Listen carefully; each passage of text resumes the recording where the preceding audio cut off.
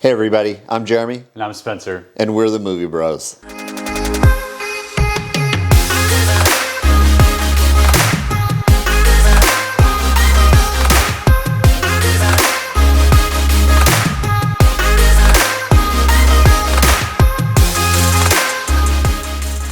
Today we're reviewing the movie The FatMan. Starring Mel Gibson, Walton Goggins, and directed by S.M. Nelms and Ian Nelms. I think I've said this before. We watch these movies so you don't have to. So Spencer, what did you think about it? You know, we normally try not to discuss things beforehand, and we didn't for this one either, but I feel like Jeremy just gave some things away. So this is a interesting take on a Santa movie. I can appreciate that the director tried to come at this from a new angle. It starts with a rotten child who gets everything that he wants. Would naturally be on the naughty list, and he enlists the help of a hitman of sorts, kind of like crony, to do a lot of his dirty work and bully children around him. And this crony has his own obsession with the idea of Santa and the character that is Santa, and he's been disillusioned for some reason in his past that we're not really privy to early on. And so it's kind of about this child's combination with his crony hitman to take out Santa. Yeah, I thought it was, I agree. I think it's an interesting take on a Santa film. I'm pretty sure this was supposed to come out in movie theaters, and it didn't because of the pandemic. Right.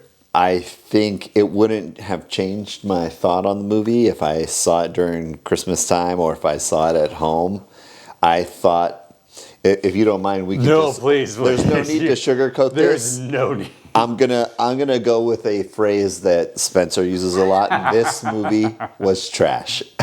I think that's the easiest way to say it. A good way to I put thought it. there were some funny moments to the movie. I actually thought the ending was not what I thought it was gonna be, but it was also transparent at the same time. Yeah. I would say there's a saying we've said before, and that is, there's probably not a good time to see this movie. No, I think you put it very well. We watch some of this trash so that you don't have to. You can 100% skip this one. I thought there were a few funny moments. Sure. I thought some of the acting was actually pretty decent, but like the script is terrible. And the hardest part for me with this movie is that it's not quickly paced. Like the pacing of this movie was just so slow, and the story doesn't really tell you what it's trying to set up early on. You're just like kind of getting like this story about Mel Gibson as Santa, who's like kind of downtrodden and like just kind of like not really living up to like the ho ho ho and jolly. Lost the Christmas spirit, Right. The joy of Christmas. I would have rather taken a nap than watch this movie. So there was a brief moment I definitely like felt myself kind of fading away, and I was like, oh, I gotta try to stay awake. And this movie did not make it easy. I mean, there's some action. I think that's the other thing is like I was expecting it to be an action movie. It was kind of billed as one, and you don't really get that until much later on in the movie. You get like little snippets here and there, but for the most part, it's like a lot of really dull setup that leads to one action-packed sequence, which has like a whatever ending, kind of like you said. Yeah. It was a little bit different than I expected, but it was still relatively predictable. Like he's slightly magic, or he's magic, and you don't win. Yeah, and you kind of get glimpses that he's special in some ways in different aspects of the movie. So, we don't want to give anything away, but I think at the end of the day, I would recommend that you skip this one. Like I said, it was trash.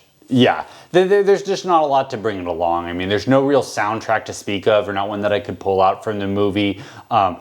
The effects are not really anything to speak of.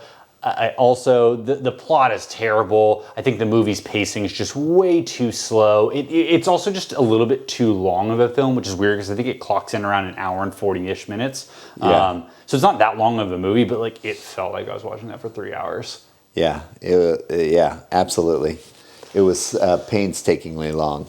Yeah. I mean, I don't think I have a lot more to say about this one. Me neither. Sorry, Mel Gibson. I gave it another try, man, but you've been letting me down for many years now. I think in all the movies that we've watched together, aside from Gretel and Hansel, this is the second worst movie we've watched.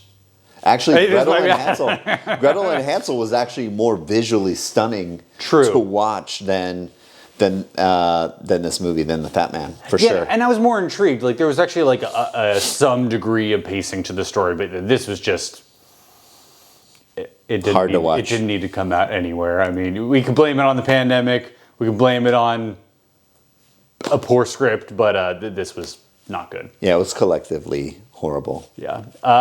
Rating time. Yeah. Yeah, 3.